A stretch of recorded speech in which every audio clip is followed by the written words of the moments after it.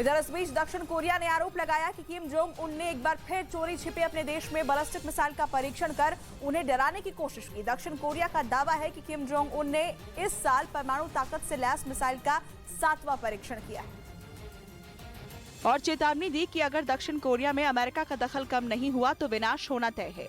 जानकारी के मुताबिक 2023 में अब तक उत्तर कोरिया की परमाणु बैलिस्टिक मिसाइल का ये 7वां परीक्षण है, जिसे उसके पड़ोसी देश दक्षिण कोरिया और अमेरिका के लिए खतरे की घंटी माना जा रहा है।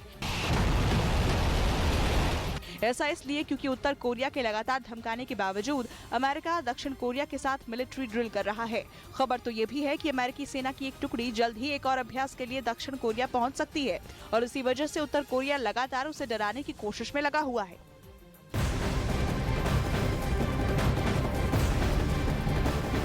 बड़ी खबर मिल रही है। बीजेपी के राष्ट्रीय अध्यक्ष जेपी नड्डा ने आज दिल्ली में पार्टी महासचिवों की बैठक बुलाई है। ये बैठक सुबह 11:30 बजे शुरू होगी। जानकारी के मुताबिक इस बैठक में सांगठनिक कार्यक्रमों की समीक्षा होगी, तो वहीं बीजेपी महासचिवों की बैठक में G20 को लेकर बीजेपी के घोषित कार्यक्रमों की तैयारियों को लेकर भी चर्चा की जाएगी। इस बीच अफ्रीकी देश नाइजीरिया से डराने वाला एक वीडियो सामने आया। वहां लागोस शहर में जारी वोटिंग के दौरान अचानक गोलियां चल गईं, जिससे वहां अफरा तफरी मच गई। बताया गया कि वहां हो रही वोटिंग के लिए लोगों की लंबी लंबी कतारें लगी थीं, जिनमें लगे लोग एक एक कर अपना वोट डाल रहे थे। तभी अचानक वहां गोलियों की आवाज सुनाई पड़ी। वहां मौजूद लोगों ने आरोप लगाया कि सरकार में बैठे कुछ लोगों के इशारे पर वहां फायरिंग की गई ताकि वहां माहौल बिगाड़कर चुनाव को टाला जा सके।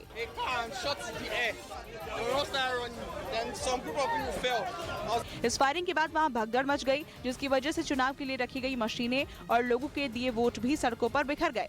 आरोप लगाया गया कि ये सब जानबूझकर किया गया ताकि लोगों को वोट डालने से रोका जा सके।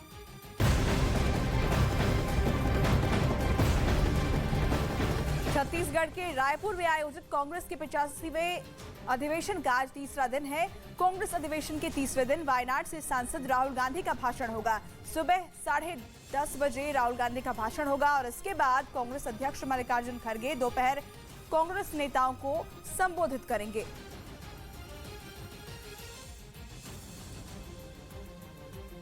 वहीं दक्षिण अफ्रीका के केप टाउन में चल रही इलेक्ट्रिक फॉर्मूला 1 कारों की रेस में बड़ा हादसा हो गया। वहां तेज रफ्तार से भाग रही एक कार का अचानक बैलेंस बिगड़ गया, जिसकी वजह से वो जाकर किनारे पर टकरा गई और ये टक्कर इतनी जोरदार थी कि उस कार का अगला हिस्सा पूरी तरह बर्बाद हो गया। हालांकि ये हादसा यहीं खत्म नहीं हुआ, क्योंकि इस कार की वजह से पीछे से आ रही एक और कार का भी वही हाल हुआ। दूसरी कार भी पूरी तेजी से आई और पहली वाली से टकराकर वहीं रुक गई और दोनों ड्राइवरों के लिए रेस वहीं खत्म हो गई। ये फॉर्मूला ई रेसिंग की क्वालिफाइंग रेस थी, जिसमें बिजली से चलने वाली फॉर्मूला 1 कार हिस्सा लेती है।